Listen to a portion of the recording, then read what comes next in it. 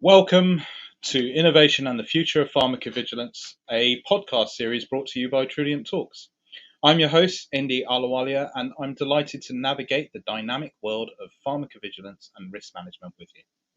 However, with this being a special episode featuring the co-founders of Truliant Consulting, I have a little disclaimer. While their views may be expressed, please note that any mention of vendors, products, or services should not be taken as an endorsement. Instead, we encourage you to view the information holistically, considering your department's goals and requirements when evaluating any recommendations. Today, we're taking an in-depth look at the events that have shaped the landscape of PV and risk management in 2023, and we consider the predictions for the year ahead. I'm delighted to be able to introduce to the stage the co-founders of Truliant Consulting. Hi, everyone. Welcome to the podcast. Hello. So today is a very unusual format. It's a special episode, and really what we're talking about today is what happened over 2023 and what you think will happen in 2024. 2023 was a big year. There were so many things going on in the world of PV. I think the first thing that I'd like to get out of the way is the technology aspects.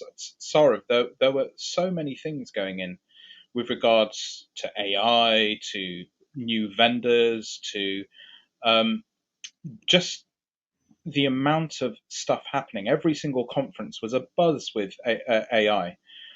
What were the big things that stood out to you in 2023?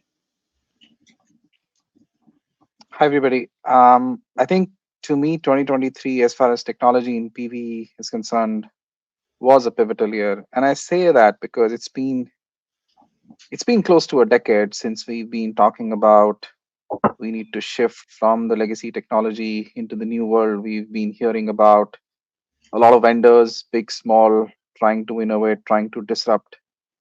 But up until 2022, we've mostly heard about failures. We've mostly heard about companies trying to or companies attempting to implement a certain piece of technology, whether it's software, whether it's an individual technology trying to improve on efficiencies within their PV department, and likewise.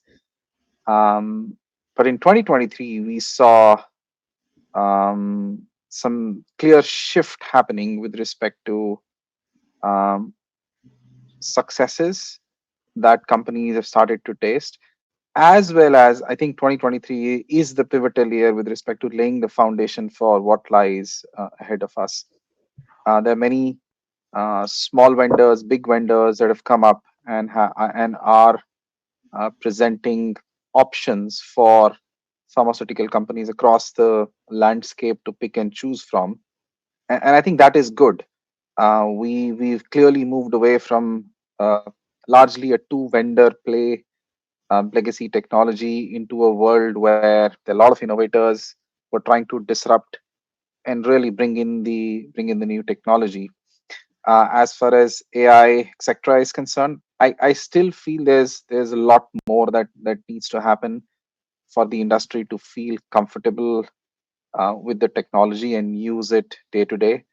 But the foundation really has been laid, and we've seen a lot of tools. We've seen products that are starting to show the promise as compared to what it was in the past. So I think with that regard, 2023 really lays down the foundation for next 5 years, and some of the decisions that companies have made, big, small, large pharma companies, CROs, we will see in 24, 25, and I'm confident with the amount of time that these companies have spent, that we will see the we will see an accelerationist change. I think the industry was changing irrespective over the last 5 years, but it's really going to pick up momentum starting now. And and it's not necessarily just the safety database as well. There's other technologies around. Rosa Ishan, I know that there are just some very unique software ideas coming from some of these vendors? For sure. I think I agree with Saurabh's point that 2023 has been a pivotal year. There's been huge advancements in AI technology outside of PV, and people are very excited to be experimenting with these new technology, especially with large language models. And although as you said, not just the core safety database, but there are other technology tools like literature screening or regulatory intelligence tools that are out there that take advantage, not necessarily large language models, but some AI technology that are currently either being experimented or being used in the industry. That's very exciting. So I think we'll see more of that in 2024. Yeah, and to add to that, I think in terms of the buzzwords that we've heard in the last few years, which are actually shaping up or have shaped up in 2023, the AI um, area has developed significantly outside in different industries. Our industry, pharmacovigilance, is very controlled and requires a lot of controls from the authorities and the companies before you can drive those innovations as solutions, because everything impacts patient safety. So a lot of these ideas and innovations coming from the core development of the technology across the industry is actually starting to show up in 2023, and there'll be a lot more focus in 2024 looking at how these technologies can be put in place with the right controls in place, ensuring there is no impact to patient safety. And on the other side, there is improved efficiency in driving and capturing that data as well. And one of the other things that was also in focus in 2023 is the talk about interoperability of systems. We briefly touched upon it as well. It's not just the safety database anymore, it's the entire landscape. And with the ability to capture data in so many different aspects, we have wearable technology, we have data getting collected from all different sources, not just safety sources but other clinical sources as well, patient registries, and people have the ability to provide information in social media and capture the data from social media as well. So while you're collecting data from different platforms and bringing it in, there is this need to make it useful, and find out novel signals where possible, and of course make those systems much more efficient as well, and make that data available for the larger teams to make good decisions and safer products. So yeah, we'll see a lot more focus on that in the coming months, and actually in the coming years as well. But this was one of the foundation years, as very rightly pointed out by Saurabh and Rosa. I think what you're talking about, social media, there hits a point. And actually, um, we know that there's going to be new regulatory guidance, E2D, coming out next year. But interestingly, on the technology side, big things have happened in the last couple of years. Specifically, only very recently, a few days ago, at the time of recording, RX Logics has obviously signed up with with EMA to be a technology partner. We have the MHRA with Insight. It's a fascinating time, and it's obvious that regulatory agencies are now actually looking at this technology and incorporating it, and thinking about the regulations that will be happening. From a regulatory aspect, what else has happened in 2023? Like I said, we know about E2D next year. Lacey, Emma, was there anything that highlighted that was highlighted this year that you thought was an interesting step from the regulators? Well, I think not necessarily from regulators, but from the CIOMS working group. There was CIOMS 11 that was published, the working report that emphasized patient involvement throughout the development of a medicinal product all the way through post-marketing, and making sure through the life cycle of the product that the patient voice is, you try to seek the patient voice, you incorporate the patient voice. And so I think that was a great report in the sense that it really highlighted and underscored the importance of utilizing this really critical patient feedback to inform a lot of activities. I know we had done a survey where we were looking at how patient feedback was used and leveraged with regard to benefit risk activities. And but it encompasses many different facets of in clinical trials, post-marketing, et cetera. So it was really interesting to see the report, and I think moving forward, really lights a fire. I think a lot of organizations understand the importance of collecting this information, but I think that there's a ways to go as far as proceduralizing, operationalizing that to make sure that it's actually happening and that patient voice is being sought consistently to make sure that these, from a risk management perspective, for example, risk minimization tools are really fit for purpose. So I think that I'm looking forward to seeing how organizations evolve and incorporate this type of approach to better inform their risk management activities. And Yeah, and one thing, sorry. sorry, Andy, I also wanted to add something on regulations. I think up until a couple of years ago, you of course had the FDA, the EMA, and MHRA in Japan, and then there were other agencies. I think for the last 3-4 years, what we've seen is that some of these other agencies are evolving and coming up with their own unique regulations, which is only adding to the complexity. So came along South Korea with their own unique set. Then we started hearing about China. Now last year, the South American countries, Mexico. I mean, they are, I think, taking the initiative and coming up with what they want rather than just following a specific standard, which is leading companies to think about how can you efficiently serve. If you're a large company, you're pretty much reporting everywhere, and that one standard that existed before doesn't exist anymore. So it's not only the system that needs to be able to adapt to these rapid changes, but also from a process perspective, you really have to be on your toes because the world is evolving very fast, and you will continue to hear of countries that will come up with their own unique set of regulations, and you'll need to adopt very quickly to that. Yeah, and I can add, I don't know, Emma, maybe you were going to add, but I'll just say briefly, another area completely different, right? We've had our eye on the IND rule, the proposed IND rule. We're watching, we're waiting to see if that goes into effect. That puts a lot of burden, especially on smaller companies, for aggregate safety analysis, some ambiguity there. So part of the fun of 2023 has been watching and waiting to see where some of these things are going. Yeah, and I was just going to add really about IDMP. So it's been talked about for a little while, and companies have been thinking, oh, it's going to come, but it hadn't come to fruition yet. I think in 2023, when we went to things like the EMA Information Day and other conferences, it was actually starting to make more noise again.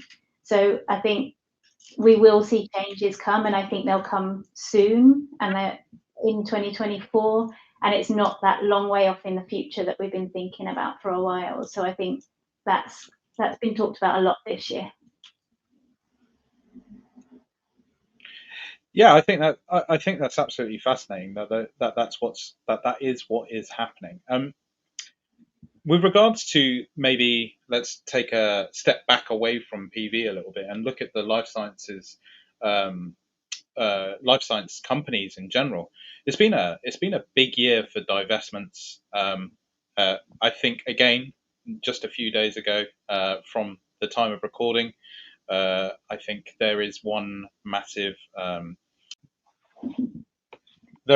merger happening with Pfizer and Seagen. What's going to happen in 2024? What do you think is going to happen in 2024? Because these are some major divestments and mergers happening. Yeah, I would speculate more, a couple more big ones perhaps ahead next year. We're definitely seeing a trend toward the occasional massive acquisition integration. And we are seeing a trend of the larger companies. This is not news, right? Buying up a lot of the little guys. We see it happen all the time. And I think that trend will continue. I think some companies are more ready to go spend. Some perhaps are not. We're seeing spending, we're seeing contraction. We're seeing all of it. Yeah, and I think we've done a lot of work with companies that are stripping down and leaning up, either to prepare for an acquisition or to prepare for a big, takeover. So we've done a lot of work in helping companies strip down and get prepared, ready for these large either acquisitions or divestments that we've spoken about. Yeah. And I guess I'll add to that, indeed, and then I know you want to go on to something else on the total other end of it. We see these really small companies that are thinking, are we growing for a year or so to be acquired, or are we growing to commercialize our products? Sometimes they don't know. And it's been very interesting and I would say rewarding to help them to figure out how to handle that in between period, right? Because they don't have unlimited money to spend, but they do have to be compliant and they do have to make sure that they are in good shape and they're sustainable. And I just wanted to. Sorry, go ahead. I was just going to add. Okay. Right. Good, Rosa. I was just going to add that from the perspective of acquisitions or mergers and acquisitions or going to market, we're finding more interesting and more creative ways of partnering across companies to take products to market. So, and that creates, it's great commercially for the companies, but that also creates challenges and unique, newer challenges for the pharmacovigilance organizations to make those happen and figure out ways to stay compliant within the new partnership setups. Thanks, Rosa. And I was just going to add, in terms of the other aspect of this whole M&A spectrum and the divestments, of course, there are these large ones that will continue to happen. But there is this aspect of smaller product and portfolios getting divested across the industry. Smaller companies buying up products to create their portfolio, larger companies divesting their or leaning out their portfolio in focused areas of therapies. So in that aspect, there is this efficiency coming into focus, or drive towards efficiency coming into focus, where companies are trying to create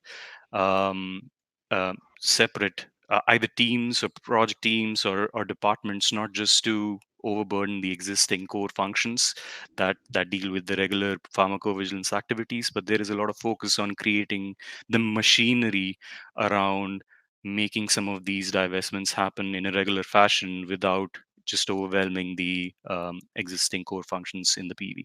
So there is this area that is growing, and we do a lot of work. We've done a lot of work in the last year, and we see this continuing in the coming year as well. Totally agree.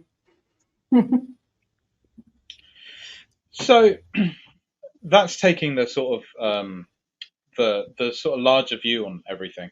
But something Jamie mentioned, and actually there's a connection here to technology as well, is that the smaller companies that may only have one or two sort of products that are just potentially just coming out to market. And again, there's this link with the regulations as well that Sarah mentioned, the fact that we have these agencies all over the place now. It's no longer just the big three. We've got these smaller ones, and we've got these small companies coming into the PV world, post-marketing world, and suddenly they have regulations which are no longer aligned. They're starting to sort of unalign themselves. Mm-hmm. Do you think 2024 will be a big year for these smaller companies just trying to understand where these regulations are going. It's very different when you're at the top 25, where you can have a whole department on that. Yep. How are these smaller companies going to be able to cope with it, I guess? I can give a brief answer, and I know others will have more views to add. They're going to have to rely on external support because it's not possible otherwise to keep up, right? All the subscriptions to all the regulatory intelligence in all the world, you still need help and guidance. So, I mean, we all know that these smaller companies outsource heavily. We think they'll continue to do so, but we know they're going to need to rely on additional, I would say, consultative and advisory support, and just that right level of support to balance, right, their needs against the resources available to them. So it's a challenge, right? Being in these small companies is not easy. Anyone else? I was going to add as well that is also probably what's driving some of the creativity when it comes to the partnerships as well. So in areas the small companies don't have coverage, they'll look for other parties that can help to take their product to market as well. So and that creates complexities for both the smaller company and the bigger companies, or companies that do have presence in those other markets. Yeah, and actually, Rosa, now that you mentioned that, I'll elaborate even further on where my head was going. Is creativity not only in outsourcing day-to-day services, but finding a licensed partner, making sure they're a good licensed partner. Right? There's a lot of things that are now core skills that you have to have that didn't used to be necessary core skills. And I think even to what Ishan was saying before about divestments, companies are having to become good at things and have capabilities and skills that 10, 15 years ago wouldn't have even been on the table, right? Big companies now have to be good at acquiring small companies, right? That was never a thing that they had to have a dedicated function for. Small companies have to be really good at being a small company, which means something very different now. The skill sets that are required to be in a small company is probably vastly more complicated than it is to be in a larger organization where you're in just a singular department, being able to do one thing or a few things rather than a multitude of things. Yep. This year has been a massive change, I think, in the way that companies have hired. Obviously, technology is there to push things out to be outsourced, which outsourcing is not new. But do you think that the skills that are required from new employees is changing, or even existing employees? Emma, you did a fantastic webinar just a few weeks ago about the culture aspect of change management. But from a skills point of view, is there a big change? Yeah, I think there is going to be a big change, but that's not to say that the people that are in positions now can't develop the skills required. I just think that there will be a lot of upskilling needed. We're now going to, if we think about what technology is going to help us do, I think we're now going to have larger volumes of data. And like you said, we need to look for data analysts and more data scientists to help us understand our products better from the amount of information we're getting, rather than that attention to detail to single cases, or even when we're doing signal detection, we haven't had huge volumes of data that we might be seeing if we move into that data trawling on the internet and taking more information that we scan from literature and things like that. I think we're gonna need to have a slightly different skill set, but I'm not saying that we need to change our personnel, but we need to upskill or change the skills of the personnel. In an RMP, from a risk management perspective, do you think things will change with bigger data and we'll need to change the data set in that area as well? Yeah, absolutely. I think it's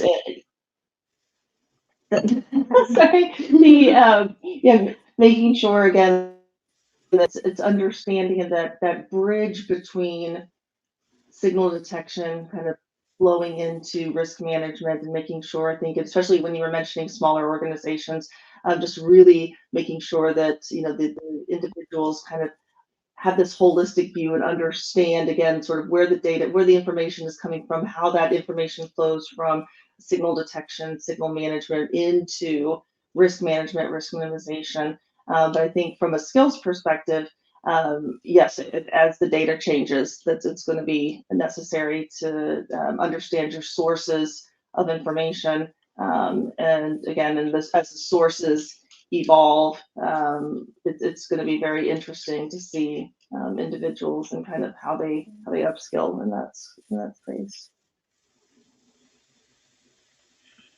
I liked the fact that you just touched upon data and big data. Circling back to again the tech aspect, there's been, I think, for the last 2 years, this warning coming to PV, which is big data is here and it's something that needs to be tapped into. But what's the reality of that, Ishan? Like, can PV departments actually tap into this big data from truly, and the information that they're tapping into, can that actually help in what is the ultimate goal, which is making sure that these products are safe for patients? So it's still in an area where um, the technology is meeting or getting to that place where you can start evaluating. You can imagine. I'll give you an example. We have as many data sources as we can have to intake patient safety data that we didn't have before, right? Social media is one of them. Wearable devices, patient registries, clinical sources, as well as call centers. Of course, a lot of these were there earlier.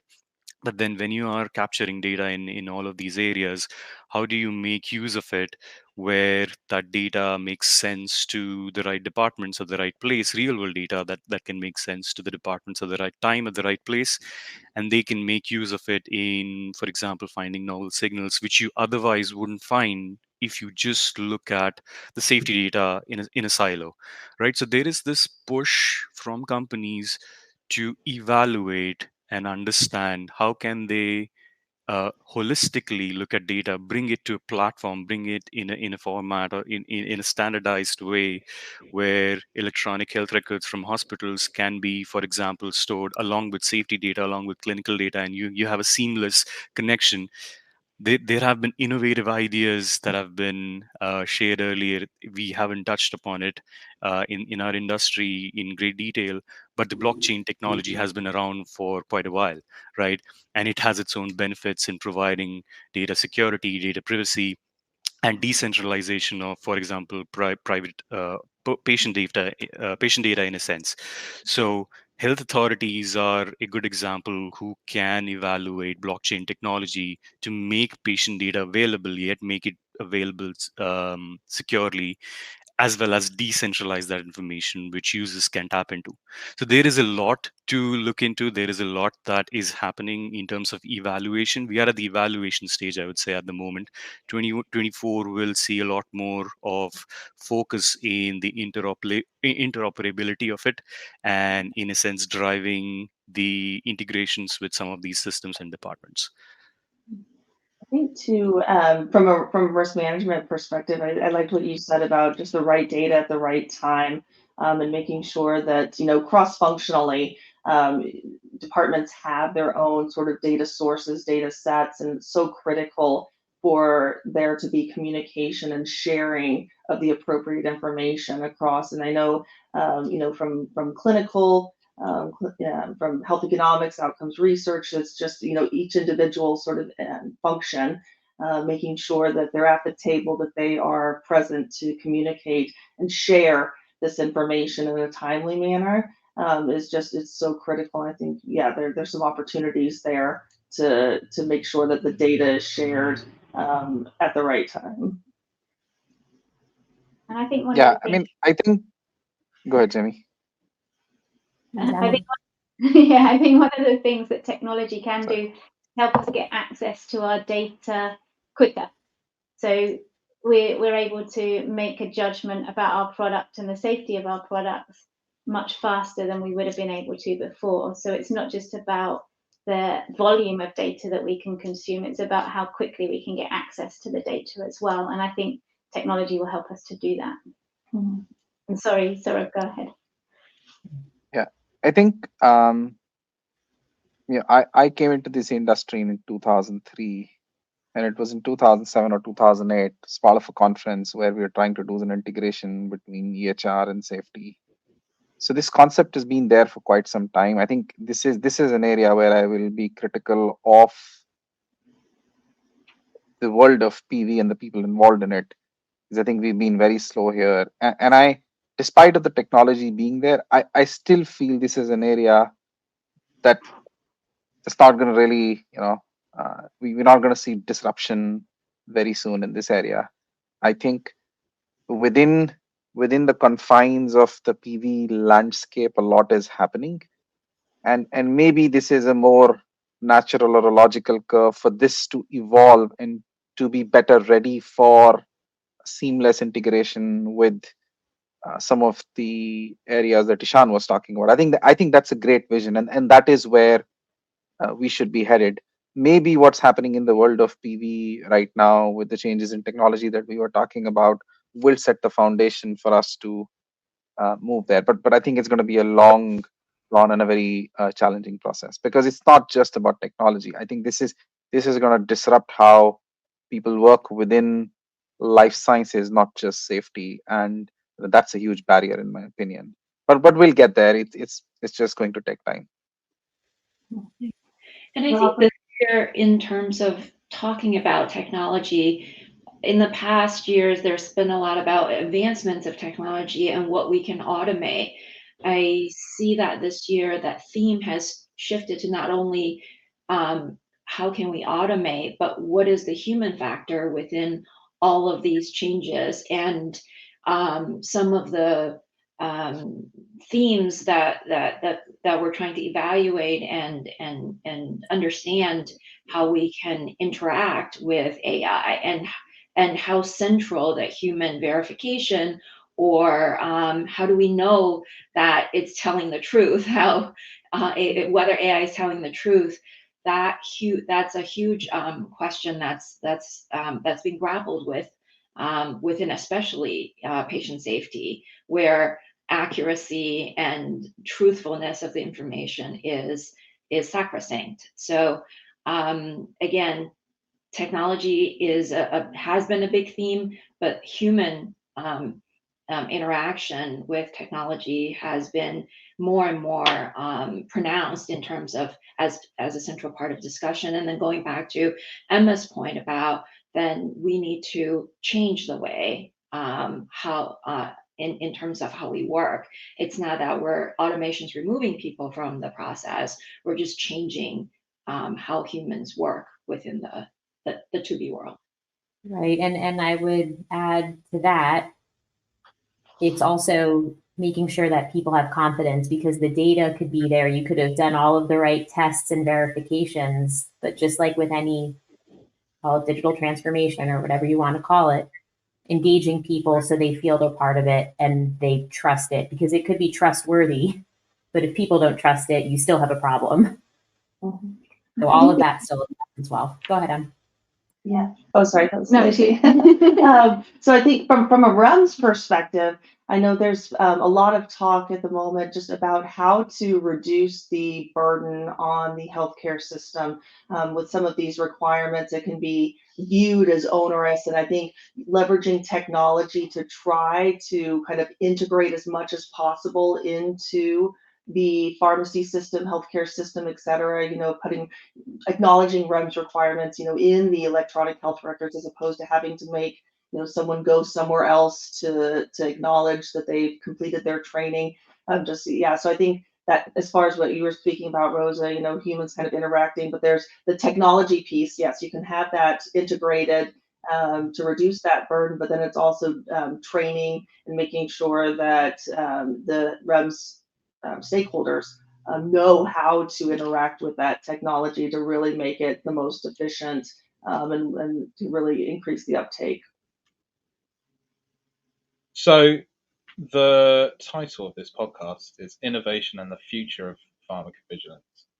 So there's 6 of you, so I want 6 predictions for 2024, please. What do you think is the big thing next year? And specifically next year. I'm going to start with Emma. Well, I think earlier on in this conversation, I had mentioned IDMP, so I think I'm going to be keeping an eye on that. And I think that will happen, or we'll at least get more guidance on what's going to happen in 2024 around IDMP. And Lacey, what do you think?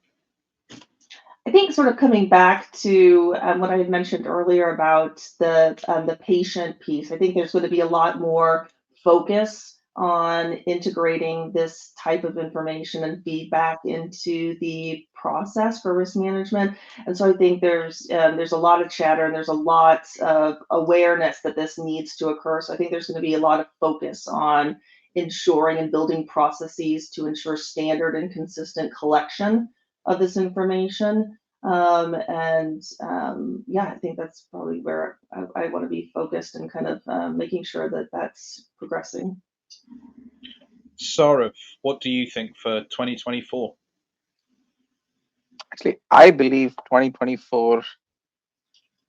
Okay, let me put it this way. I believe the sort of thing that we're looking for technology will not happen in 2024. I think it will happen in 2025. I think 2024 is gonna be an year of experimentation, a lot of trials, some success, some failure, and the whole industry, including the vendors, are going to learn from it, and then you'll see a lot of big successes in terms of shifts from the legacy systems into the modern world of technology start happening in 2025. Ishan, what's your big prediction for 2024? One of the areas that I'm looking forward for more actually guidance and information from the health authorities is the controls and how these new technologies should be tackled into the industry. So these vendors and this vision that we're talking about, I totally agree with Saurabh. 2024 probably is going to be the year of experimentation, identifying what technology fits in where. But I'm looking forward to it is in terms of that finding out the right kind of guidance and how to validate AI, for example, is one of the very hot topics. I'm hoping that there will be more focus from the authorities in this area in 2024. Jamie, what's your big prediction for 2024? Well, Saurabh stole my answer. I agree with him. I would add to that, maybe it's not a massive prediction, but a prediction is there's a lot of other smaller, tech solutions that are out there to solve niche problems that some of the larger and up and coming systems don't necessarily tackle. So what I'm hoping to see is a little more traction in and maybe some early moves in those areas so that we can again learn from how those are uptaken, how they fit into the ecosystem. I think what a lot of them have in common is they are innovative, they're more modern technology, they're more flexible, so they should fit in right to the future landscape. So I would like to see, and I'm hoping to see some traction and trends there. But I agree with what Saurabh said. It's 2024 is the year to experiment, see what works, see what doesn't work, and then we'll talk about 2025 a year from now. Finally, Rosa, how do we wrap up 2024? Saurabh stole my answer as well, but that's where I think. But I'm going to say something more provocative because a huge disruption in 2023 in terms of large language models. I don't know what it is, but I think the pace of change is starting to pick up even more. So as companies are grappling with experimenting with what's available now, some other big disruptor is going to happen outside of PV in terms of technology improvements that's going to, I don't know, make us spin around a little bit about the experiments that we've been doing, and then take a look at the more disruptive available technology that are coming out. I was hoping we wouldn't get near ChatGPT, but it took exactly 40 minutes to get to ChatGPT. Absolutely fantastic. Right. Thank you, everyone, for joining us on this podcast. I'd just like to say, on behalf of Truliant Talks and Truliant Consulting, we hope you have a fantastic 2024. And if you ever wish to contact any one of us about any of these fascinating conversations, then please just reach out to us on LinkedIn, or even just send us an email. We'll be pretty happy to get emails. Thank you, co-founders, for joining me today. Thank you, Andy. Thank you. Thank you. Thank you. Holidays. Yeah. Yeah. Happy holidays. Yeah. Thank you. Thank you, everyone. Bye. Thank you. Bye-bye.